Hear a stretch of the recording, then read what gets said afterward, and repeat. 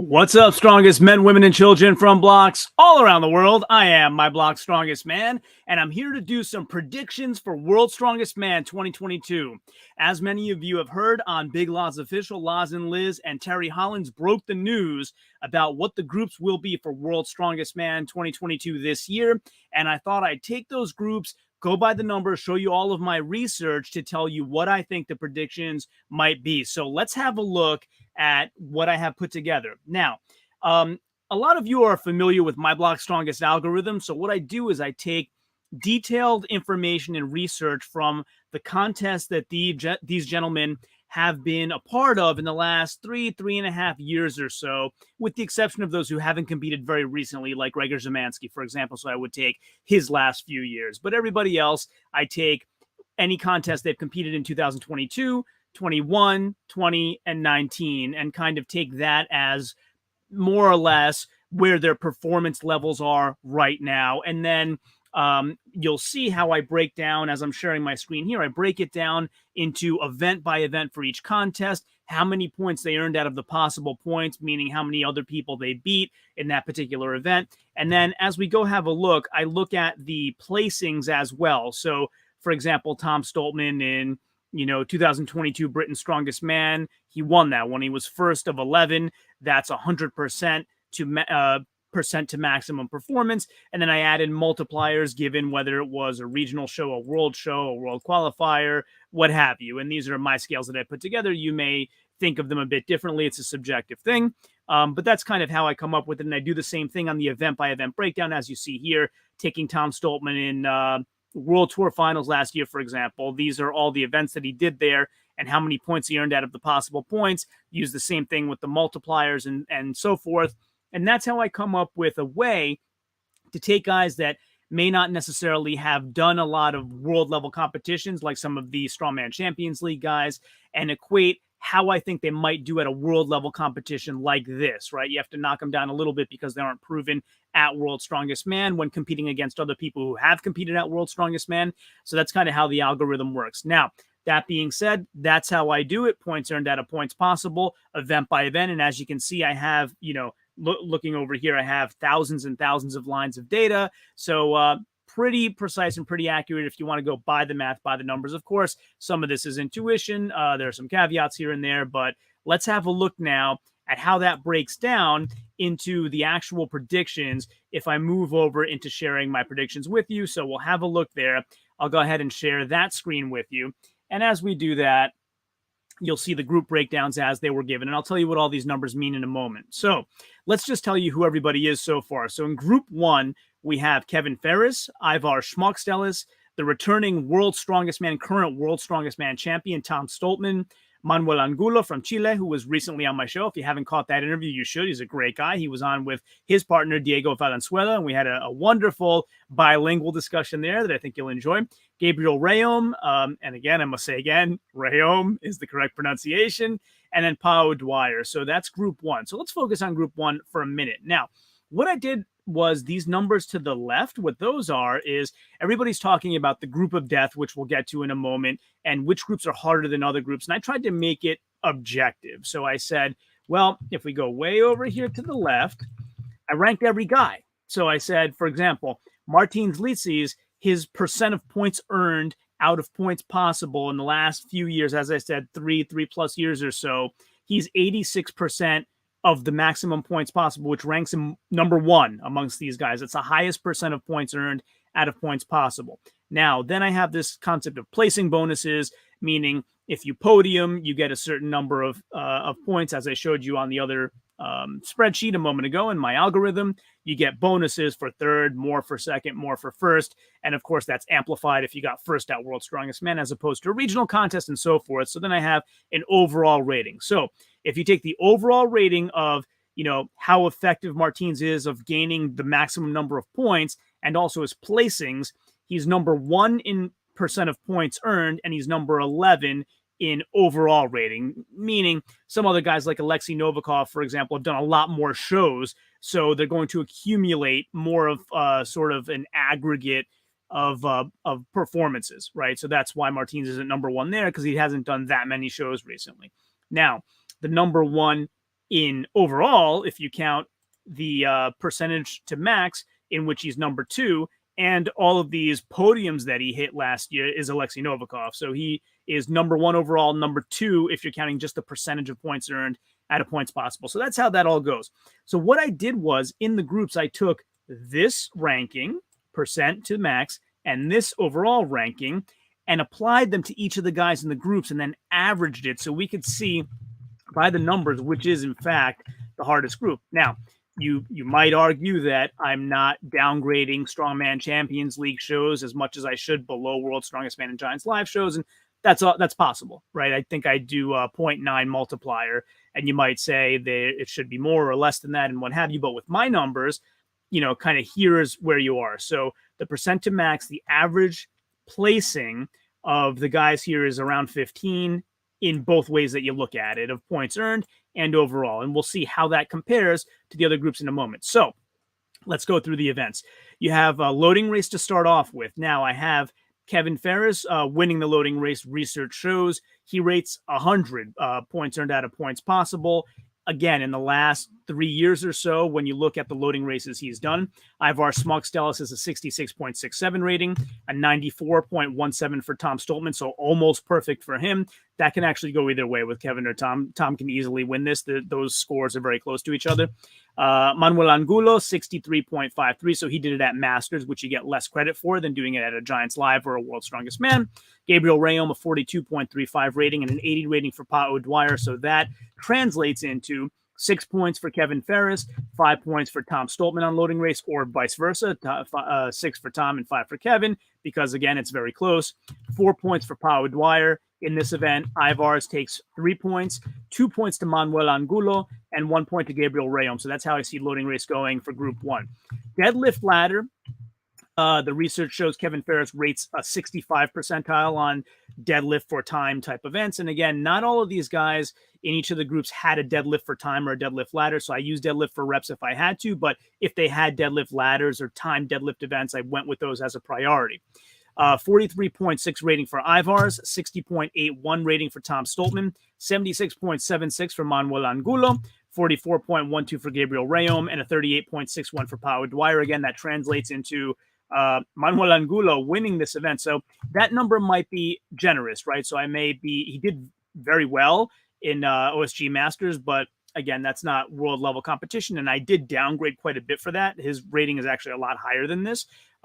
Maybe not downgraded enough. Who knows? We'll see. Or maybe he will surprise us and actually do this well. So 6 points for him, 5 for Kevin Ferris, 4 for Tom Stoltman, 3 for Gabriel Rayom, 2 for Ivar Smockstellis, and 1 for Pa O'Dwyer. And you'll notice that the reason why Manuel's able to get 6 points here is because he's not in what they call the group of death, where pretty much all the top deadlifters is Group 2, and we'll get that in there in a moment. If you were there, he wouldn't be anywhere near this high number of points, but in this group, possible. Car walk. So not everybody's done a car walk. I had to use super yoke where they didn't have car walk, but if they did do car walk, I counted that. And so Manuel Angulo actually did do a car walk at OSG Masters last year. 37.72 rating for Kevin Ferris, good enough for 2 points. 68.19 rating for Ivar Smockstellis, good enough, I think, to win this event. 64 rating for Tom, good enough to come in second in this event, I think. 60.88 rating for Manuel Angulo, 4 points for him. 56.25 for Gabriel Rayom, that'll be 3 points for him. 1 point for Pa O'Dwyer, 33.58 rating for him. And of course, again, this is looking at success rates recently. Any one of these guys could surprise. They could have put in a lot of extra training effort in any of these events and kind of do better than they have in the past, and then it'll get fed into the algorithm for the future. So that being said, we have the grip hold next. And when I spoke with Kim Ujarik, he thought that this was going to be a Hercules hold. We've since found out it's more of a deadlift hold. So what we saw in practice in the boneyard was, I think it was Constantine Genasha being lifted up on a forklift, and sort of the cage around him had a hole in the bottom and a chain or a rope hanging down holding a giant wrecking ball. So we knew it was a wrecking ball hold. I thought, based on what I had heard from some of the athletes, that it would be a Hercules wrecking ball hold, but in fact, it's one wrecking ball straight down, so more of a deadlift hold, deadlift and see how strong your grip can hold it for. So I went with Hercules and deadlift holds, whoever had whichever one. So if somebody had a deadlift hold in their past, I used it. If they didn't, I used Hercules. Front hold for me is very different. You're holding, using a different set of muscles.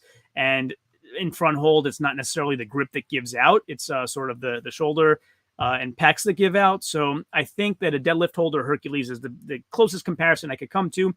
76.54 rating for Kevin Ferris. He wins this event. 5 points for Ivar Smokstella, 75.05 rating for him. One of the very, very, very few events that Tom Stoltman struggles in is grip holds. 2 points for him, 21.09. But again, in a deadlift type event, this might be very different for him. Who knows? 33 rating for Manuel Angulo, 3 points for him. A 56.47 rating for Gabriel Rayom, 4 points for him. And Pau Dwyer, I think, will come away with 1 point with an 18.1 rating in grip hold type events.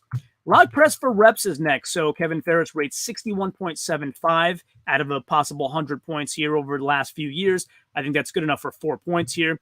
Ivar Smokstelis, a 77.57 rating for him. Good enough to win this event. I think Tom Stoltman comes in second in this event with a 62.23 rating. Manuel Angulo does not do well in log press. So I think he actually zeroed it at OSG. So he's going to get, actually I gave him 1 point. It should be probably 0 points here. Doesn't change the placing, but yeah, so we'll fix that. Then 28.24 rating for Gabriel Rayom, which would be good enough for 2 points. 3 points here will go to Pau Dwyer with a 40 rating.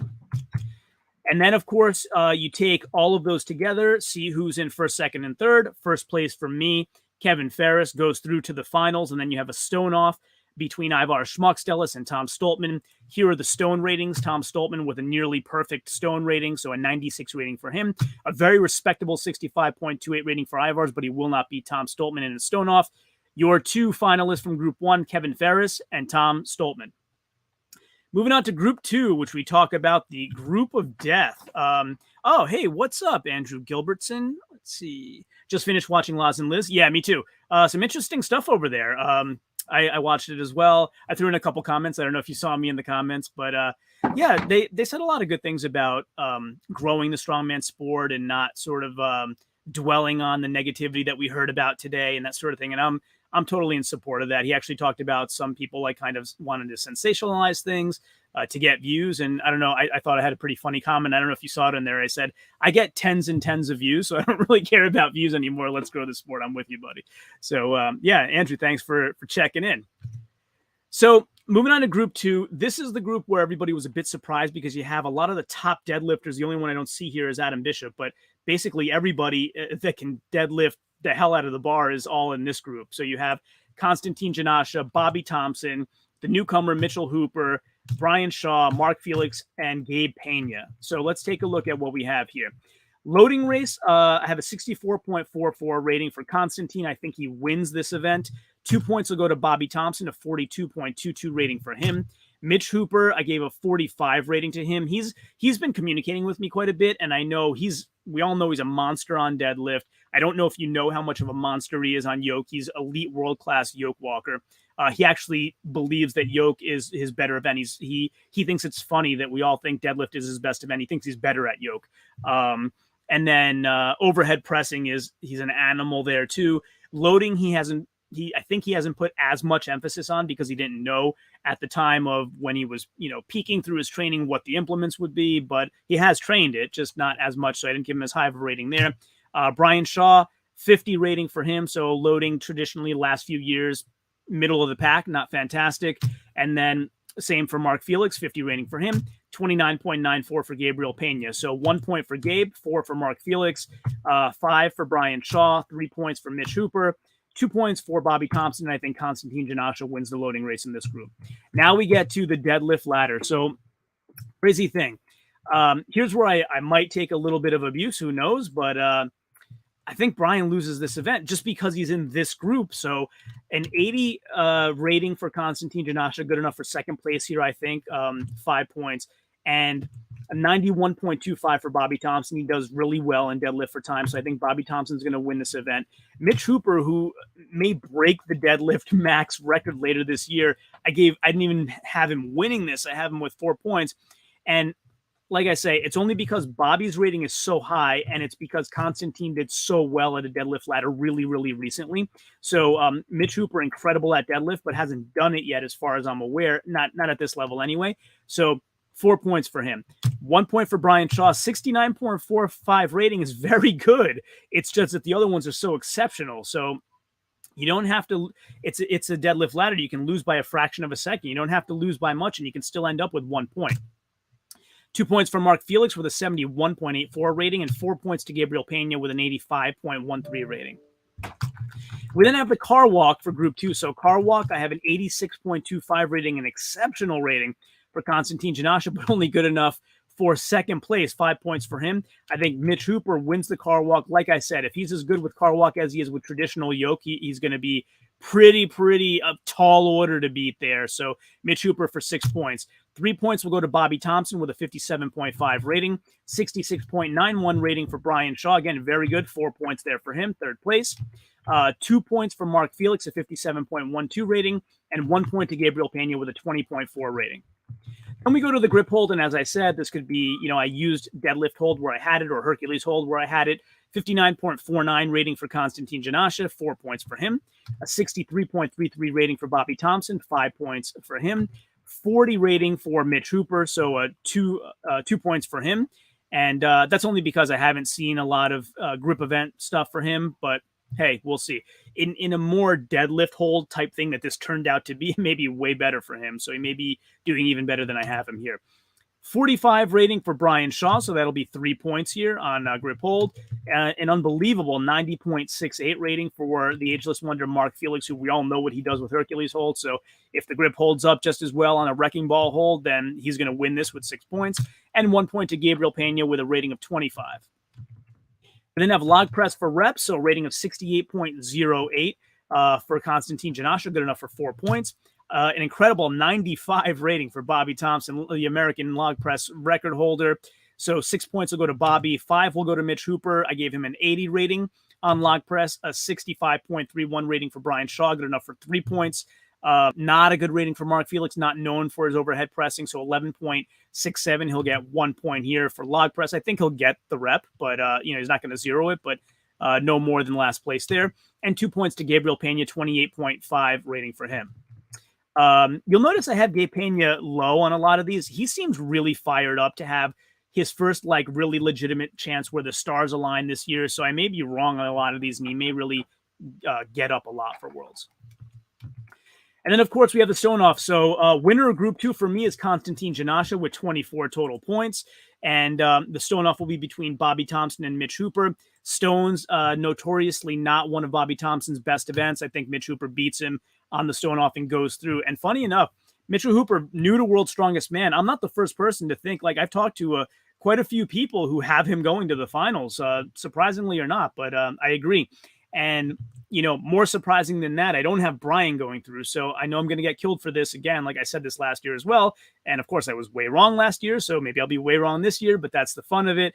Tell me where I'm wrong though. I mean, deadlift, I don't see, this is a very tall order for Brian on deadlift. He had the world record at one point, but these are the top guys, or a lot of the top guys right now. So that's going to be very hard.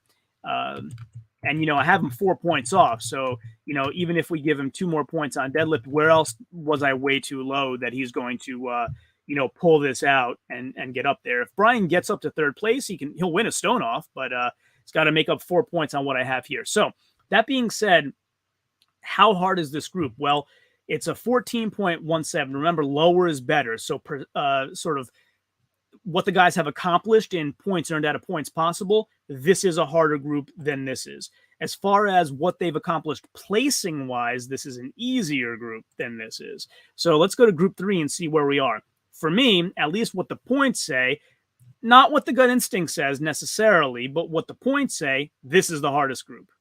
These are the lowest ratings. So if you average out everybody in this group, their average ranking in points earned to points possible and ranking in placings in their last 3+ years is the lowest of all the groups. So who's in this group? You have Alexi Novikov, Rob Kearney, Mika Toro, Trey Mitchell, Gregor Zemansky, and Adam Bishop. So in this group, let's talk about the deadlift ladder first. since all the best deadlifters in the world except Adam are in the other group, he's going to win this deadlift with a rating of 79.58. I think 5 points go to Trey Mitchell here, 77.75, still an exceptional rating there. 4 points will go to Alexi Novikov, hot on his heels with a 76.67 rating. 3 points to Rob Kearney, a 60.49 rating. 2 points will go to Gregor Zemansky, 49.58, and 1 point to Mika Toro with a 33.75 rating. So that's how the deadlift ladder, I think, will go. Backing on up to the loading race, I think Alexi Novikov wins this. He has a 66.67 rating. Not an incredible rating, but the best of this group. So 5 points I'm giving to Gregor Zemansky. We'll see how good he is coming back from, a bit of a layoff. I think 2017 was the last time he competed. And as you'll see up here, if you can see my cursor, I've multiplied his rating down by 15%, so times 0.85 to accommodate for the fact that he's been out for a while. So, that's already been accounted for. Then you have 4 points going to Mika Toro, 45.21 rating. 3 points going to Rob Kearney at 42.18. 2 points going to Adam Bishop with a 34.17 rating, and 1 point to Trey Mitchell with a 26.67 rating over the last 3.5 years or so. Car walk, I have Rob Kearney winning this, and if I haven't mentioned it enough times on this channel, you all know how much I respect Rob Kearney's yoke technique and how good I think he is at it. But it's not just what I think the math says. He's got a 97.5 rating. Hopefully that translates over into car walk, and we'll see how he does. But I have him winning this. Alexi Novikov second with a 91.67 rating. Then I have 4 points going to Mika Toro with an 81 rating. 3 points to Trey Mitchell with a 76.88 rating. 2 points going to Adam Bishop with a 63.86 rating. And 1 point to Gregor Zemansky with a still very good 60.86 rating. This is a tough group for yoke car walk type events. So keep your eye out on group 3 when car walk happens. And I'm looking for great things from all these guys. Grip hold, have Mika Toro winning this with an 80.7 rating. Then we have 5 points going to Alexi Novikov, 56.73. This one different from the car walk. You'll see where the car walk ratings were skewed really high. The grip hold is skewed a little lower. So you have just Mika Toro with a really good rating. And then it drops off dramatically, a 47.5 rating for Rob Kearney. Good enough for 4 points for him, I think. 3 points will go to Trey Mitchell, a 43.25 rating. 2 points to Gregor Zemansky, a 42.5 rating, and 1 point to Adam Bishop with a 42.23 rating. So these three guys very, very close to each other in rating. So that can flip-flop either way. We'll see, and it can change this pretty dramatically because if you look at the total points, they're close to each other. So you never know. This can have a dramatic effect on those names changing from what I have. Log press for reps. I have Alexi Novikov winning that with an 81.43 rating. 5 points going to Rob Kearney with a 67.82 rating. If Rob were at the peak of his powers before the injuries, we may have him as the winner on this event, but I think he's still fairly close. 4 points will go to Trey Mitchell, 43.18 rating for him. 3 points to Gregor Zemansky with a 57.86 rating. 2 points will go to Adam Bishop with a 42.75 rating, and 1 point going to Mika Toro with a 24.36 rating. So your winner in Group 3 with 26 points, Alexi Novikov. Then you have Rob Kearney and Mika Toro going into the stone-off, last man standing stone-off against each other. And the thing is here, I have Mika Toro and Trey Mitchell tied for third. So I would think you'd have to break that tie to actually see who's going to go into the stone-off against Rob Kearney. And the way I did that was just looking at the last event, which is log for reps. So I have Trey doing better than Mika in log for reps. So then I think Trey will actually end up going against Rob Kearney in the stone-off instead of Mika Toro. And Trey will beat Rob Kearney in the stone-off because he has an 80.25 rating in stones. Trey Mitchell accompanies Alexi Novikov into the finals from Group 3. Taking a look at Group 4, we have Martins Licis, Pavlo Kordiaka, Maxine Boudreau, Gavin Bilton, Shane Flowers, and Nedsman and Beskovich. So this group in percent to max is rated at a 16 rating and overall a 17.17. So Group 3 still our strongest groups in terms of their recent accomplishments. Looking at the loading race, I have Martins Licis winning this event with 6 points. 5 points going to Maxine Boudreau with a 90 rating, so very close to Maxine here. 4 points, an 80 rating for Pavlo Kordiaka. A 56 rating and 3 points will go to Shane Flowers. 33.33 rating to Gab Bilton for 2 points, so you see a dramatic drop off there. And a 30 rating or 1 point to Nedsman and Beskovich. Looking at the deadlift ladder, I have Martins winning this with a 92.02 rating, an incredibly high rating for him. 5 points to Nedzman Ambeskovich with a 74.15 rating, known as a deadlift specialist. But Martins, as you'll see with all these ratings, is a specialist in just about everything. So the deadlift for time, an exceptionally high score for him. 4 points with a 46.67 rating for Shane Flowers. So again, a dramatic drop off in rating there. 3 points with a 25.01 rating for Pavlo Kordiaka. Not his best event, maybe the only event that he's pretty low performing in compared to his peers at this level. 2 points will go to Gav Bilton with a 20 rating, and 1 point to Maxine Boudreau. Again, not a good event for Max. He'll be building that over time, I'm sure. But so far, he won it at the Magnus Ver Magnuson Classic, but that was a lighter deadlift than what this will be. Car walk. So we have Martins winning the car walk. His rating is a 95 in car walk, super yoke type events. 5 points to Pavlo Kordiaka with a 77.14 rating. 4 points will go to Nedzman Ambeskovich with a 31.67 rating. So again, dramatic drop off between Pavlo and Nedzman here, but still better than the remaining contenders. A 29.88 rating, or 3 points for Gav Bilton.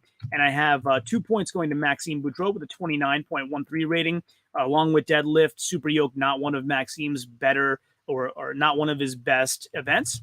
And then 1 point to Shane Flowers with a 21 rating there. Shane, very early in his strongman career. I'm sure this will improve dramatically over time. He's already made great strides in other areas. Then you have the grip hold, or the wrecking ball hold, and I have Martins winning this one too. 87.75 rating says the numbers in the history for Martins, so you can't dispute the math. I don't see any kind of caveat that should make me change my mind here. 5 points to Maxine Boudreau with an 82.5 rating here. 4 points will go to Gavin Bilton with a 55.91 rating. 3 points go to Pavlo Kordiaka with a 48 rating. 2 points go to Shane Flowers with a 34 rating, and 1 point to Nedzman Ambeskovich, a 28.5 rating. And then Group 4 finishes off with the log press for reps, which I feel will be won by Maxine Boudreau. So the first event here that I don't have Martins Litzzi is winning, an 86.03 rating for Maxine Boudreau. 5 points go to Pavlo Kordiaka with a 72.45 rating. And Martins Litzzi is by a very narrow margin under Pavlo, so that can go either way as well. Coming in third for 4 points, 72.12 rating for him. I have 3 points going to Shane Flowers with a 43.33 rating, a 42.75 rating, and 2 points for Gav Bilton. And Nedzman Ambeskovich was he zeroed in my research, so I gave him the 1 point. We'll give him the 1 point. I think he'll get the 1 rep. We won't give him the 0. And then, of course, that means that your winner of Group 4 moving into the finals, Martins Litzzi. And so then we decide via Last Man Standing Stone-Off who will accompany him. And one of the very, very best Atlas stone lifters in the world right now, Maxime Boudreau, will not be defeated here. The only guys that would give him trouble would be Brian Shaw or Tom Stoltman, I would say, at this point in his career, with Trey Mitchell very close there as well. But Maxime Boudreau definitely would take this stone off and move forward, accompanying Martins Litzzi into the finals. So we have one more group left, Group 5. And so looking at Group 5, you'll see that this one has a big disparity on whether you look at how difficult the group is in their percent points earned out of points possible ranking versus their overall accomplishment ranking, meaning how many shows did they do well in and podium in.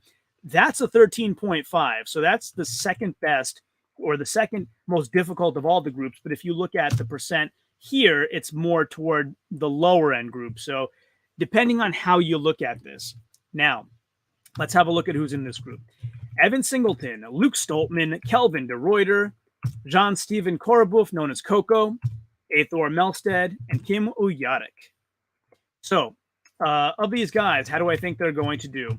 Well, I think the loading rate is going to be won by Kelvin de Ruyter, an 82.5 rating there. 5 points will go to Luke Stoltman with a 70.83 rating there. 4 points will go to Athor Melstead. He has a 62.22 rating in loading races. 3 points go to Evan Singleton with a 60 rating in loading races, although Evan can get really motivated. So a variety of factors here. One, I heard he has a slight injury. But on the other hand, Evan can get really fired up and motivated. But on the other hand, Evan's had bad luck at World's Strongest Man before. But on the other hand, that might mean he's due. So I'm just going to go by what the number says and not try to move it one way or another based on any of those factors. 2 points will go to Coco with a 42.86 rating, and 1 point to Kim Woo-Yodik with a 26.25 rating. Next up is Deadlift Ladder, and I think Kim has a chance to win the Deadlift Ladder in this particular grouping. So Kim with an 83.57 rating in Deadlift Ladder. 5 points I'm giving to Coco with a 60 rating. 4 points I'm giving to Kelvin DeRuyter with a 57.89 rating. 3 points to Evan Singleton with a 49.4 rating. So Evan was one of the 1,000-pound lifters in deadlift, but this is a timed event with multiple bars. So you have to go by the history that you have there, not the dazzling thing he did for Max. So that's why he's 3 points here. And a lot of you may say, why don't you have him winning the group? That's why. 2 points to Luke Stoltman with a 37.8 rating, and 1 point to Athor Melstead with a 23.33 rating. Moving on to the car walk, I think Evan wins this one. He's got a fantastic rating of 97.50 in these type events. I think Luke Stoltman takes second place here with 59.41. 4 points will go to Kelvin DeRuyter with a 36 rating. 3 points to Athor Melstead with a 33.93 rating. 2 points to Kim Woo-Yodik with a 32.14 rating. And 1 point will go to Coco with a 7.92 rating. Not a great event for him. The Wrecking Ball hold, I think, will be won by Evan Singleton, 85.93 rating. As long as his injury doesn't hamper him in this event, I think he should win it. 5 points, I think, will go to Kelvin DeRuyter with a 59.19 rating in hold type events. 4 points will go to Coco with a 51.43 rating. 3 points to Luke Stoltman, 43.15 rating for him. 2 points to Kim Woo-Yodik with a 35 rating, and 1 point to Athor Melstead with a 16.43 rating. So that, of course, means that your winner... Oh, sorry. We didn't do log for reps. My bad. Log for reps I have being won by Luke Stoltman, 84.11. I don't think anybody's surprised by that pick. The math supports it as well. He's actually far above everybody else's rating in this group. 5 points to Evan Singleton with a 65.59 rating. 4 points will go to Athor Melstead with a 52.5 rating. 3 points will go to Coco with a 34.55 rating. 2 points will go to Kim Woo-Yodik with a 25.71 rating. And 1 point to Kelvin DeRuyter with a 25.62 rating. So, that being said, your winner of Group 5, moving on to the finals, is Evan Singleton. And then, of course, you have your stone-off. So, Evan had 23 points, 21 for Luke, and 20 for Kelvin, putting them at second and third place, respectively. And Kelvin DeRuyter actually does have a higher Atlas Stone rating than Luke Stoltman does. The reason I have Luke going through instead of Kelvin is, one, I think the experience at World's Strongest Man and all the Giants live shows in general has to weigh a lot here compared to someone who's done, I think, just one Giants live show. And second of all, Luke was kind of, robbed isn't the right word, but he had very bad luck on the Atlas Stones last year with the bobble that cost him, if I remember right, going from 4th to 7th place overall. And I think he will be very focused for the Atlas Stones this time around, even in the stone off type event. So I'm going to put Luke Stoltman through despite my math on that one. So your Group 5 gentlemen advancing to the finals, Evan Singleton and Luke Stoltman. So that being said, let's go through again who I said your 10 finalists are. Kevin Ferris, Tom Stoltman, Constantine Genasha, Mitchell Hooper, Alexi Novikov, the 2020 World's Strongest Man, Trey Mitchell, Martins Litzis, Maxine Boudreau, Evan Singleton, and Luke Stoltman. So those are my predictions for the groups at World's Strongest Man. And hey, what's up? I just noticed, I was on the other screen, so I just noticed the comments. Let's have a look. All right. Pa will do better than that, I think. Top 2, agree? Okay, maybe. I hope he does. Pa's like so likable. I actually felt really bad because I saw his video today, and on his way to Sacramento, he laid over in my local airport that's like 20, 25 minutes away. And I was like, damn, I wish he was in town. Like I know he only had 3 hours or so, but it would have been awesome to meet him and maybe hang out. He seems like such a likable guy. Mitch has to do it in competition. You wrote completion, but I think you mean in competition. He says himself he does not have experience at national level. Never mind. Yes, he does. I've spoken to him a lot, and you're right. He'll talk about it from both ends, though. Like, he'll say, yes, I have to prove it in competition, but he's also exceptionally confident in himself. Like, Mitch bets on himself And as he said on my videos, you know, if you throw a new challenge his way, he bets on himself to adapt quickly and overcome challenges easily. So we'll see. Yes, he has to do it in competition for sure. Brian should beat Bobby on grip. Okay, fair enough. We'll see. We'll see. All my intuition says Brian's going to the finals, right? It seems crazy that I don't have him there. It's just, you know, thank you for giving me an area where I might have missed that would prove that to be true. It would be insane if Brian doesn't make the finals. So that's where the math took me, but it does seem weird. I'll grant it. Brian can make third place and win the stone off. If he makes third place, he will I guarantee you he'll win the stone off. He has to make up those points that I may or may not have, you know, incorrect for whatever reason. Did you hear the Luke audio, Colin Bryce? Yeah. Maybe I shouldn't leave your comment up on the screen. I did. I actually was watching Laws and Liz before this and heard them. I didn't catch it at the beginning. So I think they talked about it at some length at the beginning. I think they said for 15 minutes or so. So I didn't know what was going on because I caught up later. But then a friend of mine, a subscriber of my channel, told me what was going on. And I did hear the audio. And yes, for anybody that's not familiar with what's going on there was some, maybe incriminating isn't the right word, but like there was some audio out there about Luke and Tom potentially receiving certain promises from Colin Bryce, and I'll just leave it at that. Like you can go find it on Instagram, I'm sure, if you're interested in what's going on there. I don't know that means anything actually happened, but apparently there was a discussion about it at some point. If it's true, it's a huge problem. I totally agree with you. I don't think anybody would disagree with that point. If it's true, there's, you know, if there's a favoritism of events going on, which is basically what, you know, folks are saying the audio was alluding to or outright saying, then yes, it is a huge problem. What's up, Ethan? Always love it when Ethan drops by. Ethan, I got to get you to come on the channel sometime and sing us a song. This guy's got an incredible voice.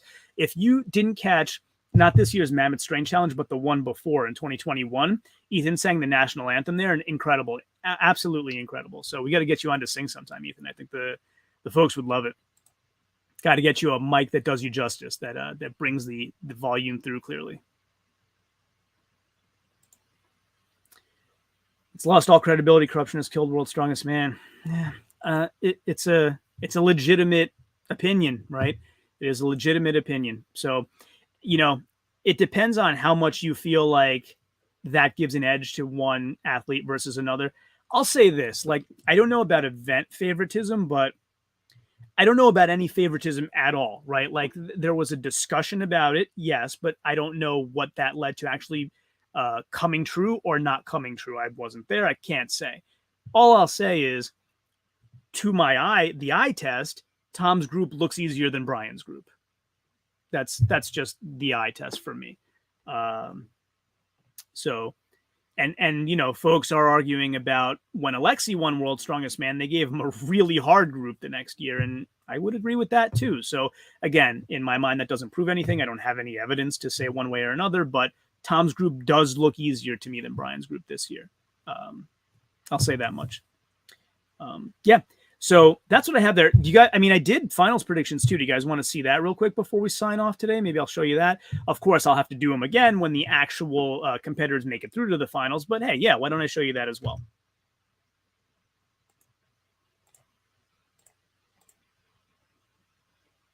All right, so... Oh, you know what? There's another thing that you might, before I do that, you might find very interesting as well. Let me go ahead and share that one more time. I have my algorithm does head-to-head wins for all the guys. So you might want to take that into consideration when you do your own predictions as well. So if I go back and show you that same sheet, you should be able to see it now. There we go. So if we scroll over, I'll go back up to group one for a moment. And you might find this interesting. So you'll see I did sort of a matrix. So you see Kevin Ferris here, and then you see Kevin Ferris up here. So basically you follow his row across, and Kevin has 2 wins against Ivar Smocksteller. So that's how this matrix works. He has 0 wins against Tom Stoltman. Again, this is the last 3 years or so, not necessarily full careers. No, that's not true. It is full careers. My bad. Manuel Angulo hasn't competed against these guys. That's why they're all blank. 1 win against Gabriel Rayom, 1 against Pa. And then, again, if you just come back to the left and pick another guy, Ivar Smockstellis, and follow him across, he has 1 win against Kevin Ferris, And by win, I mean placing higher, not necessarily he won the show. 1 win against Tom Stoltman, 1 against Gabriel Rayom, and 2 against Pao Dwyer. So you can see, you can derive the head-to-head record that way. So you have, for example, Kevin Ferris in the first row, Ivars in the second row. So if you go to Kevin beat Ivars twice and Ivars beat Kevin once, it's this and this. So Kevin is 2-1 against Ivars, for example. So that's how you can tell. Tom Stoltman in this group, and this is why people are saying it's an easy group for him. Tom has more wins over any of the guys, like by far, than anyone else has over each other, right? So he has 3 wins over Kevin Ferris, 3 wins over Ivars. He's got 7 wins over Pao Dwyer. And you see all these other numbers are very low. So I think that's contributing to people thinking it's an easier group. If you go down to, let's see how Brian ranks that way as well. So Brian Shaw has 3 wins over Constantine, 3 wins over Bobby Thompson, 3 over Mark Felix, and 1 over Gabriel Pena. Again, and I don't have Mark Felix's whole career in here by any means. Let me just be clear about that. It's too long.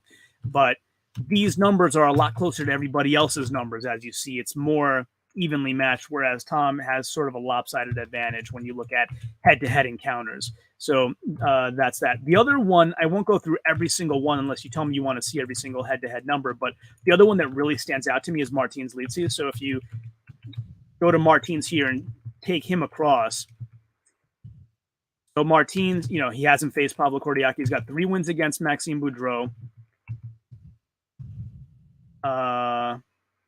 Oh, something got messed up here. All his numbers left. Yeah. Well, you'll see it in the finals. It's even more. Yeah, here. Yeah, you'll see it in the finals. Let me share this for you. Okay. So I'll give you my finals predictions, and then we'll look at the numbers. So I have Kevin Ferris coming in 10th place with 23 points. Giants medley, 3 points for him. Deadlift, 5 points for him. Flintstone lift, 4 points for him. Truck pull, 5 points. And the duck walk power stairs, I have 1 point for Kevin Ferris. Atlas stones, 5 points. And you can see each of them have their ratings on how he's done in recent past competitions that led me to those points. Moving up, I have Maxine Boudreau coming in 9th place this year, so not making the podium like he did last year. 24 points for him. 1 point in the Giants medley because yoke is an issue. Not an issue, but not his best event. And then you have deadlift right after that, so 1 point there as well. Flintstone lift, 2 points. 7 points on the truck pull. 6 on the duck walk power stairs, and 7 on Atlas stones for Maxine Boudreau. And I have Trey Mitchell. So Trey Mitchell in 8th place, 26 points. I gave him 2 points on Giants medley, 8 on deadlift, 2 on Flintstone lift, 1 on truck pull, 7 on duck walk power stairs for a 67.5 rating, 6 points on Atlas stones with a 74.36 rating. 7th place, I gave to Luke Stoltman for 28 points. Luke with 6 points in Giants medley, a 74.29 rating, 2 points on deadlift with a 47.5 rating, 5 points on Flintstone lift with a 56.14 rating, 6 points on truck pull with a 57.69 rating, 6 points on duck walk and power stair medley with a 60 rating, and 3 points on Atlas stones with a 58.08 rating. Although, again, here I don't necessarily trust the numbers. I think he's really going to get up for Atlas stones. So let's see. How close is he to 6th place? He'd have to make up 4 more placings. I gave Mitchell Hooper 6th place. So, again, might be controversial. He hasn't proven it at this level of competition yet, but 32 points for Mitchell. I gave him 4 points on Giants medley. I think he wins the deadlift for reps, 10 points there. Flintstone lift, 10 points again. His overhead pressing power is unbelievable. Truck pull, 4 points for him. Duck walk power stairs, 3 points, and 1 point on Atlas stones. So 32 points for Mitchell Hooper. Tom Stoltman, I gave 5th place. So 35 total points for Tom. 6 points on the Giants medley for a rating of 74.29. And you can follow these ratings as they go up and see why different people are placed where they are. 4 points for the deadlift, a 59.78 rating for Tom on deadlift for reps. 9 points on Flintstone lift, is rating very high there, 82.05. Truck pull, 3 points for him, a 48.57 rating. 3 points on duck walk and power stairs, a 50 rating there. And of course, I think he's going to win the Atlas stones with a 96 rating for Tom Stoltman. 4th place, I think, goes to Evan Singleton. So he'll come away with 37 points. Again, injury notwithstanding, if he's in peak form, I think he comes in 4th place. 8 points on the Giants medley with an 89.79 rating there. 3 points on the deadlift with a 49.43 rating. Flintstone lift, 6 points, 59.73. 8 points on the truck pull for a 77.5 rating. And I think he's going to win duck walk power stair medley with a 90 rating there. 2 points on Atlas Stones for Evan for a 54.39 rating. And here's your podium prediction. So third place, I have Alexi Novikov, the 2020 World's Strongest Man, I think in 2022, comes in third place with 38 points. 9 points on the Giants medley with a 95 rating there. Who could possibly be higher than that? That's an unbelievable score. Deadlift, 6 points with a 65.65 rating. 9 points on Flintstone lift with an 82.05 rating. 2 points on the truck pull with a 43.97. 4 points on duck walk power stairs with a 53.33 rating. And 8 points on Atlas Stones with a 77.52 rating for Alexi. Number 2 on the podium is Constantine Genasha. So I have Constantine coming away with 39 points, 7 points on Giants medley with an 85 rating, a 69.03 rating, good enough for 7 points on deadlift, 51.72 rating on Flintstone lift, good enough for 3 points there. But I think he wins the truck pull, 100 rating on that, and a 73.33 rating, gets him 8 points on duck walk power stair medley, putting him in a great position. Atlas Stones, I don't think he has to do that well to come in second. 4 points for him with a 59.01 rating, I think gets him solidly into second place there. 1 point above Alexi Novikov, who is in turn 1 point above Evan Singleton. And of course, that means your winner is Martins Litzis. So I have him probably winning by an unrealistic margin here. I don't think the math will actually play out with this much of a disparity. But that being said, I think Martins wins this show. I think he's the favorite for the show. I know Tom's the returning champ, and a lot of people think Tom is going to win. I would concede Tom is probably the favorite to come in second. But, you know, with these events, Giants medley, I think he's going to win it.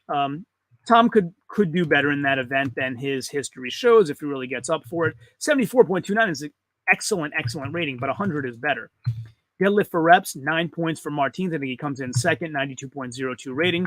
Flintstone lift, he's at 7 points there, 73.41 rating there. Truck pull, I think he comes in second place with a 9 points, 82.22 rating. Second place in the duck walk power stairs as well, 9 points with an 82.50 rating.